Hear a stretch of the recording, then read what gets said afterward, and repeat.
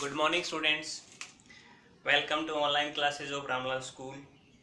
And beta, we were talking about the chapter 3rd of SST, which is ruling the countryside. ठीक है, हमारा chapter कौन सा हम स्टार्ट करने वाले थे? Ruling the countryside. थोड़ा सा चैप्टर को मैंने स्टार्ट भी किया था, but it was long ago, so I just want to make you rememberize कि कौन कौन से पॉइंट हमने डिस्कस किए थे। और ये बहुत ही इंटरेस्टेड चैप्टर में था, और आपकी पूरी बुक 8th हिस्ट्री की जो NCERT बुक अब की बार लगी है, it is so amazing and interested. So आपको बहुत मज़ा आएगा इसको पढ़ने में। हम बात, ये जो लेसन है वो पिछले वाले से भी कनेक्टेड है, और लास्ट लेसन में हमने क्या पढ़ा था कि ईस्ट इंडिया कंपनी या ब्रिटिशर्स आए थे इंडिया में ट्रेड करने के लिए। क्वीन एलिजाबेथ वन ने उसको परमिशन दी थी, ओनली जो सिंगल कंपनी थी इंग्लैंड की। इसके बाद आगे हमने ये पढ़ा था कि how they start their trade. Hooghly river पर उन्होंने अपना वो क्या नाम डाल दिया था, फैक्ट्री स्टेबलाइज कर दी थी, और धीरे धीरे देखो हम आगे थे। 3 आपको ब्रेव नवाब भी याद होंगे बंगाल की, और लास्ट जो वॉर था बक्सर का इन 17 प्लासी का वॉर हुआ था, उसके बाद बक्सर का, और लास्ट डेट मैंने बताई थी 12 अगस्त 1765। ठीक है, it was the most important date of Indian history when Mughal जो बादशाह था hand over the right of Diwani to East India Company. यानी जो दीवानी का राइट था वो, और दीवानी किसकी भी? बिहार, बंगाल एंड उड़ीसा, 3 स्टेट की। बेटा कितने स्टेट की थी? बिहार, बंगाल एंड ओडिशा।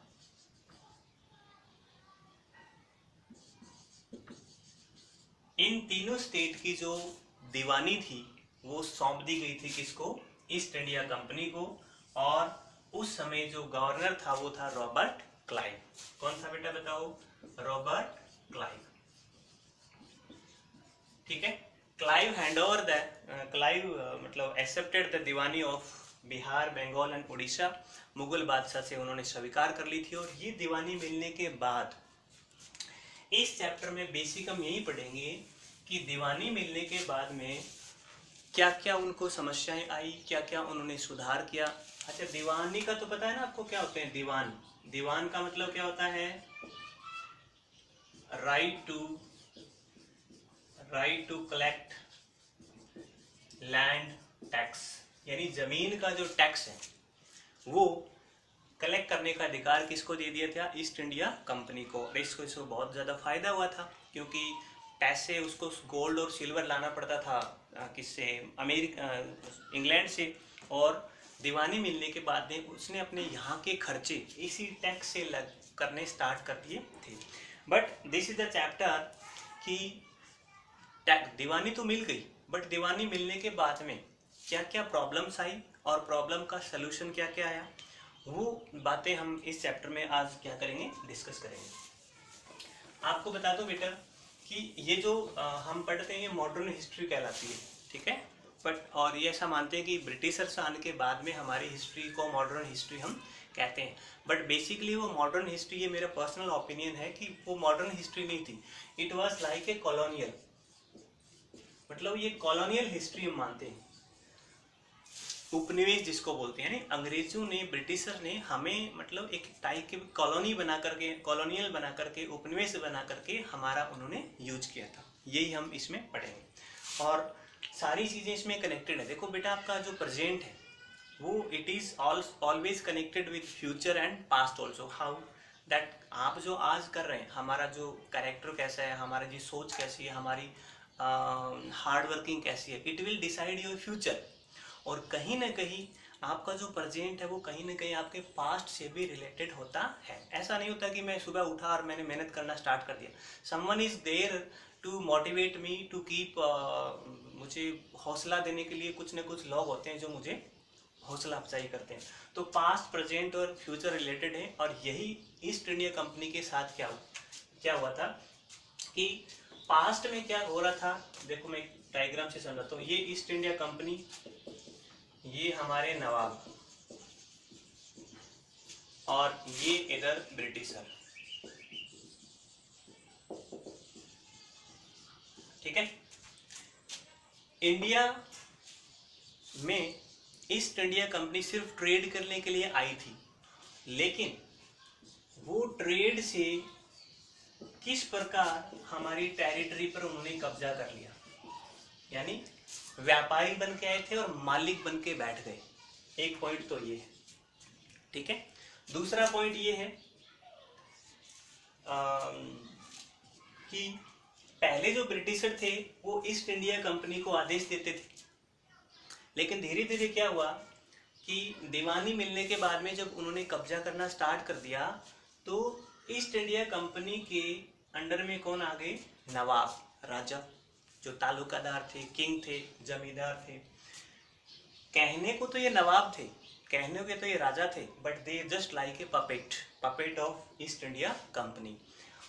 नाम इनका चलता था, असली काम कौन करता था, रूल कौन बनाता था? East India company. So in this lesson में हमारा पहला टॉपिक एक रहेगा कि ट्रेड से वो टेरिटरी में किस तरफ आ गए। ठीक है। कॉलोनाइज उन्होंने कैसे किया। तीसरा हमारा पॉइंट रहेगा कि उन्होंने राइट ऑफ वुमेन या पीपल कि लोगों के अधिकारों को उन्होंने कैसे डिफाइन किया। डिफाइन का मतलब रीडिफाइन कह सकते हो आप। रीडिफाइन किया मतलब मेरे जो अधिकार थे उसको सीमित करना या अधिक करना, ज्यादा करना गलत है, रीडिफाइन करना। तो लोगों के राइट्स को उन्होंने कैसे रीडिफाइन किया ये हम पढ़ेंगे।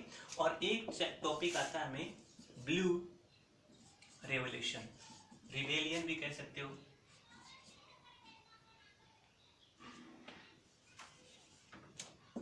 रिवोल्यूशन, ठीक है। मतलब नीली क्रांति, इंडिगो रिवेलियन भी कह सकते हो, इंडिगो रिवोल्यूशन भी कह सकते हो। These are the basic point we are going to teach in this chapter. तो आप पहले एक बार जब भी नया टॉपिक आता है तो उसको पहले जरूर पढ़ना है बेटा। आप जितना पढ़ोगे, जितना खुद मेहनत करोगे उतना अच्छा रहेगा। और कुछ बच्चे कमेंट करते हैं सर एसएसटी थोड़ी मतलब डेट वगैरह याद करनी पड़ती है, थोड़ी बोरिंग हो जाती है। तो मैं आपको एक बात बताऊं कि एक नई किताब आप ले लो, नया कोर्स ले लो चाहे, ठीक है, बहुत अच्छा सा कोर्स है, बहुत अच्छी सी किताब है, और ये बुक या ये कोर्स आपने पढ़ लिया ना, मैं गारंटी कह सकता हूँ आप कभी जिंदगी में फेल ही नहीं हो सकते, जिंदगी में कभी असफल हो ही नहीं सकते। और उस किताब का नाम है बेटा ये जो किताब है ना, ये इस नाम से आती है ना। इस नाम की जो किताब आपने अगर पढ़ ली, ये कोर्स आपने कर लिया, तो I damn sure you never fail in your life. सफलताएं तो मतलब आपके ऐसे बोरियां भर के आएंगे आपके पास में। ये जो चीज है ना, ये कोर्स आपने कर लिया, कौन सा? माथा फोड़ी। माथा फोड़ी जानते हैं ना, माथा फोड़ना मतलब रात दिन उसको करना, इधर से पढ़ा उधर से पढ़ा, ये समझ नहीं आता, इधर वाला पेज पलट के पढ़ा, 2 बार पढ़ा, 4 बार, 10 बार पढ़ा, यानी जितनी आप माथा फोड़ी करोगे उतना ज्यादा आपको क्या मिलेगा? फायदा मिलेगा। तो ये कोर्स आप करना बुक के साथ में, पेज नंबर 20 कितना है, 6, 27 और 28 आप एक बार पढ़ना। और ये कोर्स आप करोगे तो अपने आप चीजें समझ में आनी स्टार्ट हो जाएंगे आपके। ठीक है, बात समझ में आ रही है क्या? चलो अब मैं आता हूं मेन मुद्दे पर। क्या हम पढ़ेंगे? 12 अगस्त 1765 को दीवानी राइट मिलते हैं ईस्ट इंडिया कंपनी को, and they start to apply their on rule. उन्होंने बहुत ज्यादा टैक्स लगाने स्टार्ट कर दिए थे। टैक्स लगाने पर लोगों को क्या आई? प्रॉब्लम। क्या आई बेटा बताओ? प्रॉब्लम आई। और फिर इस प्रॉब्लम का क्या आया? सॉल्यूशन। सॉल्यूशन किस रूप में आया? 2 रूप में, महलवाड़ी एंड रैयतवाड़ी। ठीक है।